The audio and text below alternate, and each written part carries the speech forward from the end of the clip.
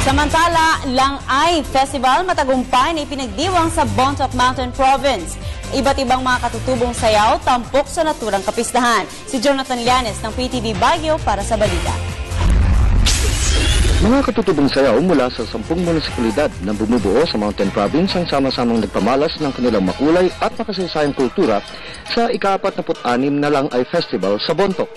Ito ay kasabay sa taon ng selebrasyon ng pagkakatatag ng Mountain Province bilang yan. Ang pagdaraos ng Langay ay isa ring hakbangin upang maitanim sa isipan ng kanilang mga kabataan ang kahalagahan at preserbasyon ng kanilang kultura. Sinabi ni Mountain Province Governor Leonard Mayain na bukod sa pagpapahalaga sa kanilang kultura, isa ring hakbangin ang Langay upang mapalawig pa ang turismo ng kanilang lalawigan na malibid ng dayuhin ng mga local at foreign tourists. Like in other provinces or local government units who are celebrating what we call festivals, we observe that also in Mountain Province, locals who especially come home just because for these cultural presentations.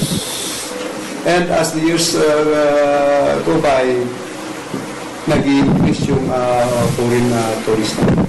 Sinabi din ng gobernador na naging malaking tulong ang maayos na lansangan, partikular na ng Halsema Highway, sa unti-unting pag-udlad, di lamang ng kanilang turismo, kundi maging ang trade and investments ng kanilang lalawigan. Most